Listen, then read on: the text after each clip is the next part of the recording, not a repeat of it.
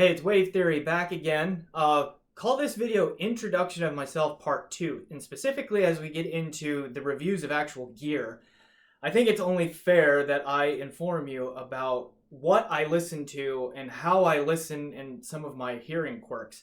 Like, my preferred genres of music, well, far and away, my favorite kind of music is like rock and roll, heavy metal, and the subgenres. I get into those the most, and that's what I spend most of my time listening to. Okay, classic rock, hard rock, power metal, thrash metal, hair metal, okay, a lot. Prog rock, prog metal, psychedelic, okay, all of that stuff. I also really like classical and orchestral soundtrack kind of works too. Your Beethovens, your Tchaikovskys, those big grand. I tend to be more of like a big grand classical sounding thing. Pipe organ music falls into that too. So that would kind of be the orchestral, classical symphony kind of thing, and then soundtracks will be my next preferred genres, things that I will go to and test. To a more limited extent, I will get into some hip hop and EDM and jazz. So that's usually more individual tracks, and as opposed to sitting down and listening to a whole album like I can with rock, metal, classical, that sort of thing. Now, as far as hearing quirks go, I seem to have some kind of a sensitivity, and I'm not sure if it's physiological or if it's neurological, okay? Whether, meaning, is it actually my ears or is it just my head? I seem to have some kind of a sensitivity around 1 kilohertz, close to. And what this often does for me is make mid-range sounds, particularly vocals, sound shouty, okay? I notice it mostly with headphones or IEMs, which I'm not a real big IEM fan, but like with, on the head or in the head personal gear, I notice it more there than I do with speakers, but it's also present on speakers to an extent as well. And so what does this sound like? All right, so shoutiness would be an emphasis on the frequencies that fall in the ow range. It's an emphasis on the ow sound of shout. Okay?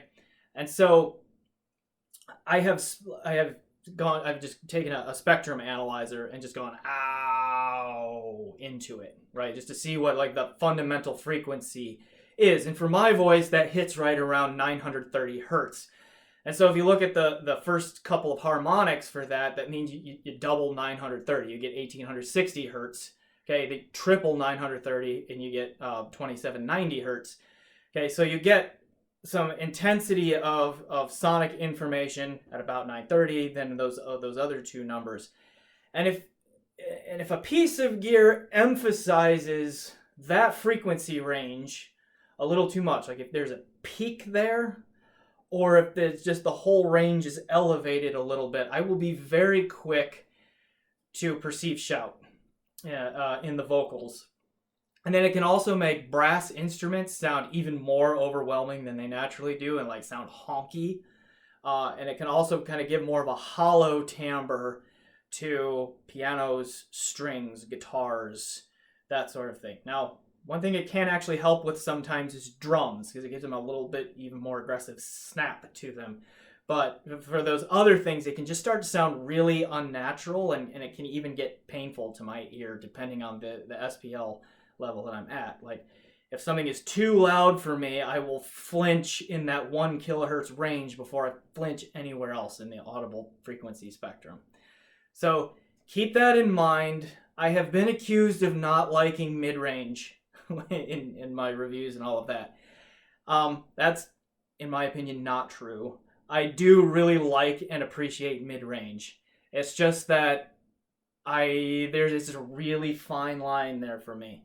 And I think my tolerance of that is lower than most people. So I'm going to often be more critical than some will be about mid-range presence, and about like those timbral things, like it becoming a shout. Okay. Yeah, keep that in mind. I don't like sibilance either. I'm mildly treble sensitive, but not nearly to the point of that mid-range sensitivity. But I will point out sibilance if I hear it. Okay, and sibilance is that really sharp, aggressive S sounds like s, s, s, okay, but it can also show up on T's. Like if someone says T, or like this the CH blend, the ch kind of sound, it can show up there too. So those would be just some quirks that I have to keep in mind, and frame my comments about sound through that. Now, as far as sound of sound signature preferences go, I'm a bit of a bass head. I like a good, punchy, deep, full bass. I want it fast, I want it detailed, but I also want it well extended, and I want it punchy most of the time, particularly with rock and metal and the times I get into hip hop and EDM, because one of the essential features of rock and roll, heavy metal, and those genres is a thicker sound that makes them heavy, right? And it's like it uses the bass to create that deeper, thicker, sometimes darker sound. Like it's really important to the presentation of that kind of music. And so I've learned that that's important. So I'm a bit of a bass head and probably like just a little bit more bass presence than most reviewers. Okay, keep that in mind too. That's just a preference of mine. That's not a hearing sensitivity kind of thing. All right, going unscripted here, making this up as I go. Is there anything else that you need to know? And I don't think so at the moment. So keep those things in mind as you hear my descriptions of sound audio gear. It's important to know that, and I will try to link to this video and all of my other videos, because not everyone is going to see this right away, and this is good, like basically declaring my biases up front kind of a thing. Okay, so I will see you in future videos.